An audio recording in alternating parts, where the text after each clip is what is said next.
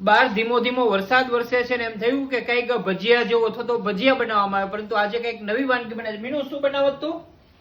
વરસાદમાં ભજીયા છે ને ઈ લગભગ દરેકના ઘરે બનતા જ હોય છે, પરંતુ આજે હું બનાવું છું મારા ઘરે ડાકોરના સ્પેશિયલ ગોટા.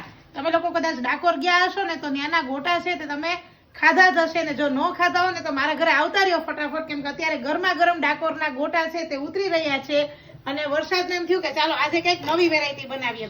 અમે થોડાક સમય પહેલા ડાકોર ગયા હતા અને ત્યાંથી આ ફેમસ બાપાલાલનો જે ગોટાનો લોટ છે ને એ લઈને આવ્યા હતા. ડાકોરના સ્પેશિયલ ગોટા છે, સ્પેશિયલ ગોટાનો આપણે લોટ લઈ આવ્યા હતા અને હવે અત્યારે આ ગોટા છે ને આપણે ઘરે બનાવીએ છીએ. એટલે એનો સ્વાદ પણ જોરદાર હશે ને?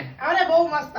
એટલે આજનો જે ફૂડ બ્લોગ છે ને ડાકોરના ગોટાનો છે. અમે તો બરોડા ગયા હતા ત્યાંથી ડાકોર ગયા હતા અને ત્યાંથી આ વેરાયટી છે લાવ્યા છે. આમ તો કહેવાય છે કે ત્યાંના જ ફેમસ છે અને ત્યાં તમે ખાવ તો તમને ખૂબ મજા આવે. પણ આજે બની રહ્યા છે મારા ઘરે એ પણ ઓલા બાપાલાલના ગોટા જે ફેમસ છે એ પેકેટ લાવ્યા હતા. એટલે આ ટેસ્ટ કર્યો, કઈ સ્વાદ બાદ કેવો આવ્યો છે કે તો તમારે કરવાનો.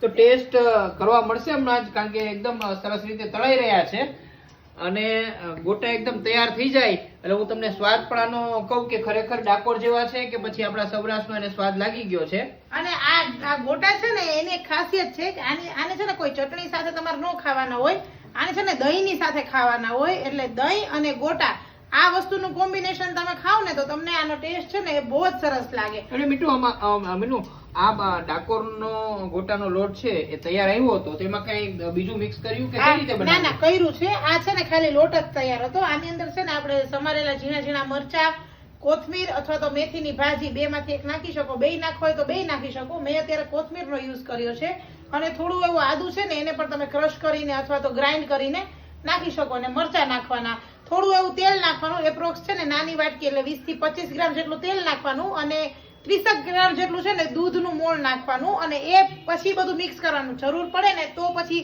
સેજ પાણી નાખીને એનો છે ને આવી રીતના આમ જે ભજીયા ઉતરે ને એવો લોટ તૈયાર કરવાનો. નહીં બહુ થીક નહીં, પણ સેજ આમ ઢીલો. આપણે મેથીના ગોટા કેવા કરતા હોય એ પ્રમાણેનો લોટ તૈયાર કરવાનો. પછી હાથની મદદથી આપણે જે રીતના ઉતારે એવી રીતના ગોટા છે ભજીયા તો ઠીક છે આપણે ચોમાસામાં બનાવતા હોય છે, પણ આ ગોટા છે ને એકદમ સરસ મજાના તૈયાર થઈ રહ્યા છે. એટલે મિત્રો આજની જે સાંજનું ડિનર કયો તો ડિનર ને સાંજનું જમવાનું કયો તો જમવાનું, એ સરસ મજાના ગોટા સાથેનો આનંદ માણશું. તમને કેવો લાગે છે આ વ્લોગ તમે કોમેન્ટ કરીને જણાવશો.